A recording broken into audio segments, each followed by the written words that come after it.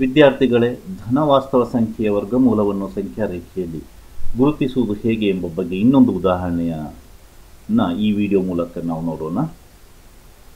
ಹಿಂದಿನ ವಿಡಿಯೋದಲ್ಲಿ ನಾವು ವರ್ಗಮೂಲ 3.5ರ ಬೆಲೆಯನ್ನು ಸಂಖ್ಯಾ ರೇಖೆಯ ಮೇಲೆ ಗುರುತಿಸುವುದನ್ನು ನೋಡಿದ್ದೇವೆ. ಇಲ್ಲಿ ನಾವು ಇನ್ನೊಂದು ಉದಾಹರಣೆ 9.3ರ ವರ್ಗಮೂಲವನ್ನು ಸಂಖ್ಯಾ ರೇಖೆಯ ಮೇಲೆ ಗುರುತಿಸೋಣ. ನಾವು ಮೊದಲಿಗೆ ಸಂಖ್ಯಾ ರೇಖೆಯನ್ನು ಗುರುತಿಸಬೇಕು.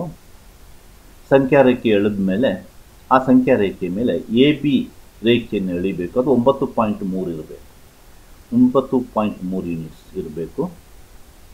ನಂತರ ನಾವು B-ಯನ್ನು ವೃದ್ಧಿಸಬೇಕು. B-ಯನ್ನು 1 ಯೂನಿಟ್ ಅಥವಾ 1 ಮಾನಗಳಷ್ಟು ವೃದ್ಧಿಸಬೇಕು. ಅದು 10.3 AC ಆಗುತ್ತೆ.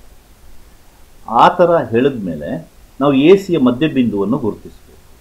AC ಯ ಮಧ್ಯಬಿಂದು O-ವನ್ನು ಗುರುತಿಸಿ ಆದಮೇಲೆ O-ವನ್ನು ಕೇಂದ್ರವಾಗಿಟ್ಟುಕೊಂಡು A ಮತ್ತು C-ಗಳ ಮೂಲಕ ಹಾದು ಹೋಗುವಾಗೆ ಒಂದು ಅರ್ಧ ವೃತ್ತವನ್ನು ಎಳಿಬೇಕು. ಅದು A ಮತ್ತು C-ಗಳ ಮೂಲಕ ಹಾದು ಹೋಗಬೇಕು. B-ಯಲ್ಲಿ ಒಂದು ಲಂಬವನ್ನು ಎಳಿಬೇಕು. ಆ ಲಂಬ AC ನಾವು O ಬಿಂದುವಿನಲ್ಲಿ ಎಳೆದಂತಹ ಅರ್ಧ ವೃತ್ತವನ್ನು D ಬಿಂದುವಿನಲ್ಲಿ ಛೇದಿಸ್ತದೆ. ಈ BD-ಯ ಉದ್ದವೇ 9.3ರ ವರ್ಗಮೂಲ ಆಗಿರುತ್ತೆ. ಈಗ ಅದನ್ನು ಅಳತೆ ಮಾಡಿ ನೋಡೋಣ. ಅಳತೆ ಮಾಡಿ ನೋಡಿದಾಗ 3ಕ್ಕಿಂತ ಸ್ವಲ್ಪ ಜಾಸ್ತಿ, ಅಂದರೆ ನಿಖರವಾದ ಬೆಲೆ 3. ನೋಡಿ, 3.04 ಆಗಿರ್ತದೆ.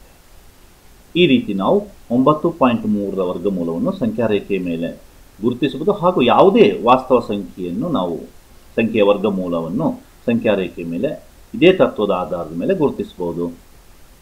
ನಿಮಗೆ ಅರ್ಥ ಆಯಿತು ಅಂತ ಭಾವಿಸ್ತೀನಿ. ಧನ್ಯವಾದಗಳು.